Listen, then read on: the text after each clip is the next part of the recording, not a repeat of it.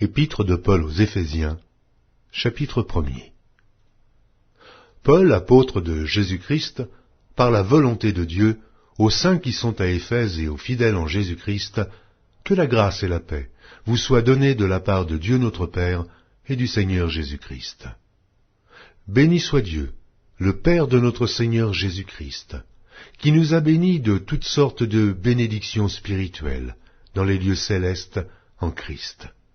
En lui, Dieu nous a élus avant la fondation du monde, pour que nous soyons saints et irrépréhensibles devant lui, nous ayant prédestinés dans son amour à être ses enfants d'adoption par Jésus-Christ, selon le bon plaisir de sa volonté, à la louange de la gloire de sa grâce qu'il nous a accordée en son bien-aimé.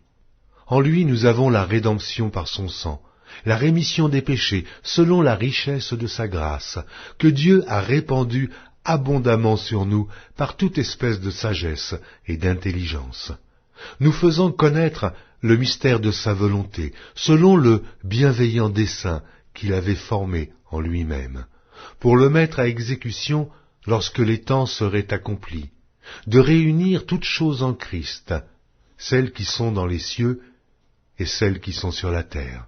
En lui nous sommes aussi devenus héritiers, ayant été prédestinés suivant la résolution de celui qui opère toutes choses d'après le conseil de sa volonté, afin que nous servions à la louange de sa gloire, nous qui d'avance avons espéré en Christ. En lui, vous aussi, après avoir entendu la parole de la vérité, l'évangile de votre salut, en lui vous avez cru, et vous avez été scellés du Saint-Esprit qui avait été promis, lequel est un gage de notre héritage, pour la rédemption de ceux que Dieu s'est acquis à la louange de sa gloire.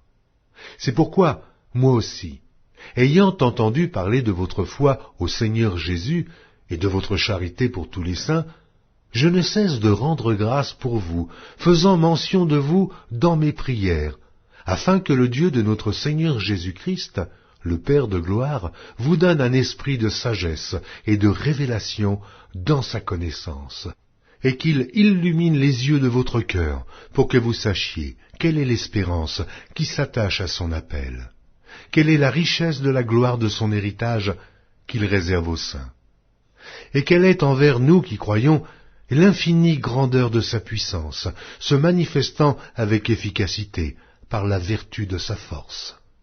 Il l'a déployé en Christ, en le ressuscitant des morts, et en le faisant asseoir à sa droite dans les lieux célestes, au-dessus de toute domination, de toute autorité, de toute puissance, de toute dignité, et de tout nom, qui se peut nommer non seulement dans le siècle présent, mais encore dans le siècle à venir. Il a tout mis sous ses pieds, et il l'a donné pour chef suprême à l'Église qui est son corps, la plénitude de celui qui remplit tout en tous. Épître de Paul aux Éphésiens, chapitre 2. Vous étiez morts par vos offenses et par vos péchés, dans lesquels vous marchiez autrefois, selon le train de ce monde, selon le prince de la puissance de l'air, de l'esprit qui agit maintenant dans les fils de la rébellion. Nous tous aussi, nous étions de leur nombre, et nous vivions autrefois selon les convoitises de notre chair, accomplissant les volontés de la chair et de nos pensées, et nous étions par nature des enfants de colère, comme les autres. Mais Dieu qui est riche en miséricorde, à cause du grand amour dont il nous a aimés, nous qui étions morts par nos offenses, nous a rendus à la vie avec Christ. C'est par grâce que vous êtes sauvés. Il nous a ressuscités ensemble, et nous a fait asseoir ensemble dans les lieux célestes en Jésus-Christ, afin de montrer dans les siècles à venir l'infinie richesse de sa grâce par sa bonté envers nous en Jésus-Christ.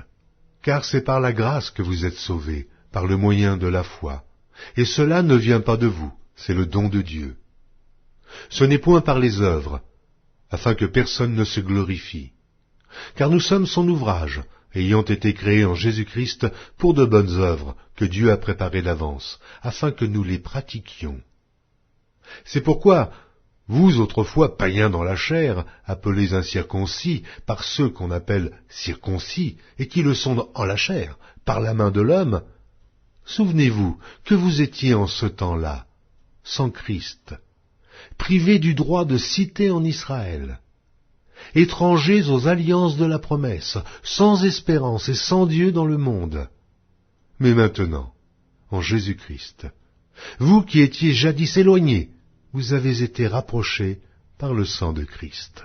Car il est notre paix, lui qui des deux n'en a fait qu'un, et qui a renversé le mur de séparation, l'inimitié, ayant anéanti par sa chair les lois des ordonnances dans ses prescriptions, afin de créer en lui-même avec les deux un seul homme nouveau, en établissant la paix, et de les réconcilier l'un et l'autre en un seul corps, avec Dieu par la croix, en détruisant par elle l'inimitié.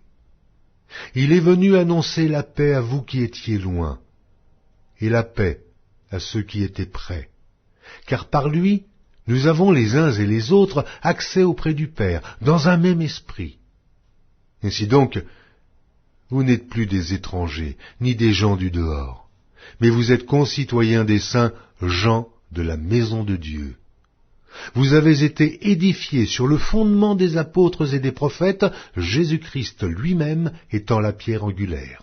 En lui, tout l'édifice bien coordonné s'élève pour être un temple saint dans le Seigneur. En lui, vous êtes aussi édifiés pour être une habitation de Dieu, en esprit. Épître de Paul aux Éphésiens, chapitre 3. À cause de cela, moi, Paul, le prisonnier de Christ pour vous, païens, si du moins vous avez appris quelle est la dispensation de la grâce de Dieu qui m'a été donnée pour vous, c'est par révélation que j'ai eu connaissance du mystère sur lequel je viens d'écrire en peu de mots. En les lisant, vous pouvez vous représenter l'intelligence que j'ai du mystère de Christ. Il n'a pas été manifesté aux fils des hommes pendant les autres générations, comme il a été révélé maintenant par l'Esprit aux saints apôtres et prophètes de Christ.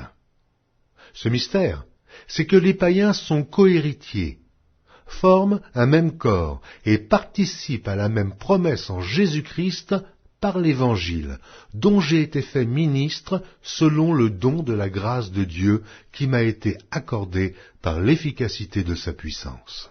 À moi, qui suis le moindre de tous les saints, cette grâce a été accordée d'annoncer aux païens les richesses incompréhensibles de Christ, et de mettre en lumière quelle est la dispensation du mystère caché de tout temps en Dieu qui a créé toutes choses, afin que les dominations et les autorités dans les lieux célestes connaissent aujourd'hui par l'Église la sagesse infiniment variée de Dieu, selon le dessein éternel qu'il a mis à exécution par Jésus-Christ notre Seigneur, en qui nous avons, par la foi en lui, la liberté de nous approcher de Dieu avec confiance. Aussi je vous demande de ne pas perdre courage à cause de mes tribulations pour vous. Elles sont votre gloire. À cause de cela, je fléchis les genoux devant le Père, duquel tire son nom toute famille, dans les cieux et sur la terre, afin qu'il vous donne, selon la richesse de sa gloire, d'être puissamment fortifié par son esprit dans l'homme intérieur, en sorte que Christ habite dans votre cœur par la foi, afin qu'étant enraciné et fondé dans l'amour, vous puissiez comprendre, avec tous les saints, quelle est la largeur, la longueur, la profondeur et la hauteur, et connaître l'amour de Christ, qui surpasse toute connaissance, en sorte que vous soyez remplis jusqu'à toute la plénitude de Dieu. Or, à celui qui peut faire, par la puissance qui agit en nous, infiniment au-delà de tout ce que nous demandons ou pensons, à lui soit la gloire, dans l'Église et en Jésus-Christ, dans toutes les générations, au siècle des siècles. Amen. Épître de Paul aux Éphésiens, chapitre 4. Je vous exhorte donc, moi, le prisonnier dans le Seigneur, à marcher d'une manière digne de la vocation qui vous a été adressée, en toute humilité et douceur, avec patience, vous supportant les uns les autres avec charité, vous efforçant de conserver l'unité de l'esprit par le lien de la paix. Il y a un seul corps et un seul esprit, comme aussi vous avez été appelés à une seule espérance par votre vocation. Il y a un seul Seigneur, une seule foi, un seul baptême, un seul Dieu et Père de tous, qui est au-dessus de tous et parmi tous et en tous. Mais à chacun de nous, la grâce a été donnée selon la mesure du don de Christ. C'est pourquoi il est dit, « Étant monté en haut, il a emmené des captifs et il a fait des dons aux hommes. » Or, que signifie « il est monté » sinon qu'il est aussi descendu dans les régions inférieures de la terre. Celui qui est descendu, c'est le même qui est monté au-dessus de tous les cieux, afin de remplir toutes choses. Et il a donné les uns comme apôtres, les autres comme prophètes, les autres comme évangélistes, les autres comme pasteurs et docteurs, pour le perfectionnement des saints en vue de l'œuvre du ministère et de l'édification du corps de Christ, jusqu'à ce que nous soyons tous parvenus à l'unité de la foi et de la connaissance du Fils de Dieu, à l'état d'homme fait, à la mesure de la stature parfaite de Christ, afin que nous ne soyons plus des enfants, flottants et emportés à tout vent de doctrine, par la tromperie des hommes, par leur ruse, dans les moyens de séduction, mais que, professant la vérité dans la charité, nous croissions à tous égards en celui qui est le chef, Christ. C'est de lui, et grâce à tous les liens de son assistance, que tout le corps, bien coordonné et formant un solide assemblage, tire son accroissement selon la force qui convient à chacune de ses parties, et s'édifie lui-même dans la charité. Voici donc ce que je dis, et ce que je déclare dans le Seigneur. C'est que vous ne devez plus marcher comme les païens, qui marchent selon la vanité de leurs pensées. Ils ont l'intelligence obscurcie. Ils sont étrangers à la vie de Dieu, à cause de l'ignorance qui est en eux, à cause de l'endurcissement de leur cœur.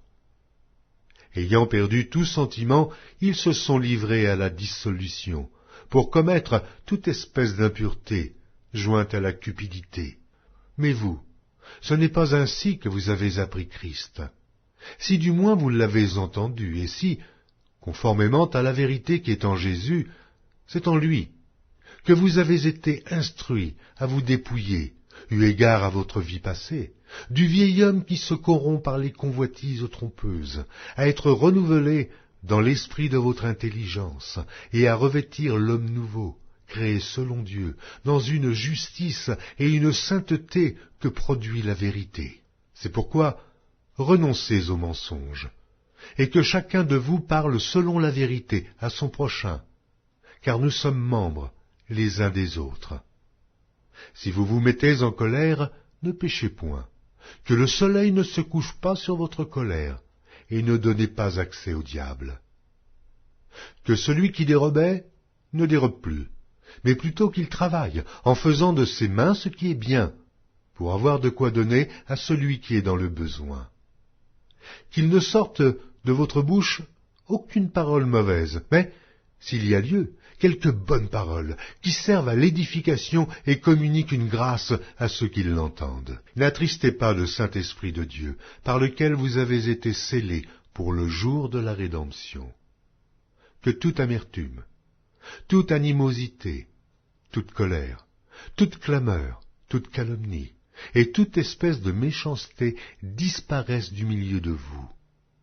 Soyez bons les uns envers les autres, compatissants, vous pardonnant réciproquement, comme Dieu vous a pardonné en Christ. Épître de Paul aux Éphésiens, chapitre 5.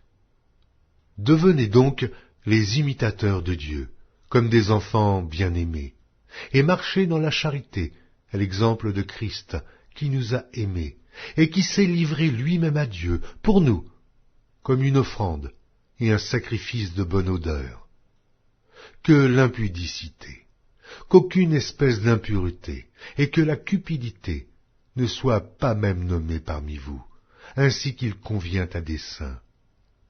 Qu'on n'entende ni paroles déshonnêtes, ni propos insensés, ni plaisanteries, choses qui sont contraires à la bienséance, qu'on entende plutôt des actions de grâce, car, sachez-le bien, aucun impudique ou impur, ou cupide, c'est-à-dire idolâtre, n'a d'héritage dans le royaume de Christ et de Dieu.